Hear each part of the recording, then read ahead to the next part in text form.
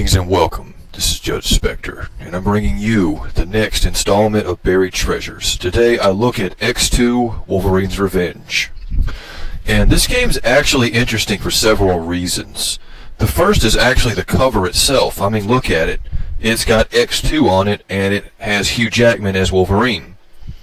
The funny thing is, this game has absolutely no connection to the X2 film as far as I can tell, and it does not feature Hugh Jackman. It features a pretty original version of Wolverine, and Wolverine is actually voiced by Mark Hamill, which was kind of surprising for me because of all the characters I would have expected him to voice in a video game, that Wolverine really wasn't near the top of that list, or anywhere on that list actually. But he actually does a pretty good job, and you'd be hard-pressed to tell it was him. But getting back to the actual game itself, you gotta be really desperate to attach the name of a movie to your game when it has nothing to do with the actual movie. But that's not to say X2 is a bad game. It's actually pretty decent, and it focuses on something that I don't often see in games based around Wolverine. It actually showcases his stealth skills on occasion, as well as his animalistic instincts, not just his healing factor and claws, which are commonly the only things you really see of Wolverine in games, as I just said. The basic setup for Wolverine's Revenge is that during the days when Wolverine was a test subject for the Weapon X program, he was implanted with a dormant killer virus, the Shiva strain. Now, because of its healing factor, the virus went dormant when it would normally kill the average person within 1 year, kind of ensuring that the Weapon X subjects wouldn't be able to function outside of the Weapon X program for very long or something like that. Anyway, it's been many years later, and Wolverine has obviously now become a member of the X-Men, and the virus has awakened and mutated to bypass his healing factor. So now Wolverine is forced to go back to his old stomping grounds in order to see if there's a cure for this virus. And along the way, he'll tangle with famous X-Men villains such as Sabretooth, Juggernaut, Magneto, Lady Deathstrike, you know, the standard lot of characters. Now, focusing on the actual gameplay, as I said before, this actually does things different.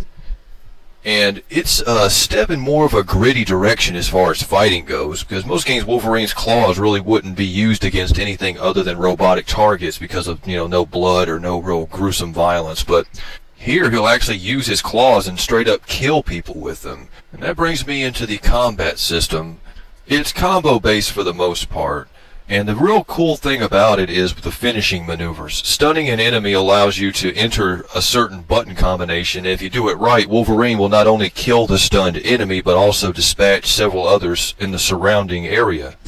It's definitely cool to work at. The combat isn't exactly what I would call top-notch, but it is functional, though it does get repetitive pretty quickly within the first few hours. But the other side of the gameplay is Wolverine's animalistic instincts.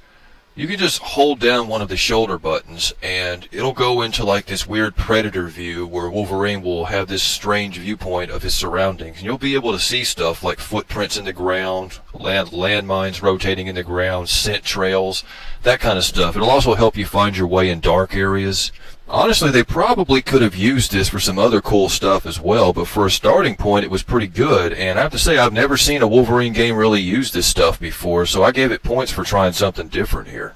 Now, the actual levels I'm not too big of a fan of because they tend to just drag on and follow the format of finding locked doors that you can't go through and having to go beat people up and find key cards and that kind of stuff. I mean, that's standard video game fare, but the formula kind of got stale a long time ago, and you don't see that many video games still doing this stuff. And it just feels like there's an overabundance of levels, like, you know, you have to go through so many different areas just to get to the end. But anyway, even taking all the negatives into account, I have to say that this was a pretty decent title and surprisingly got pretty much overlooked. I mean, it got fairly middle-of-the-road reviews. Not great, but not bad either.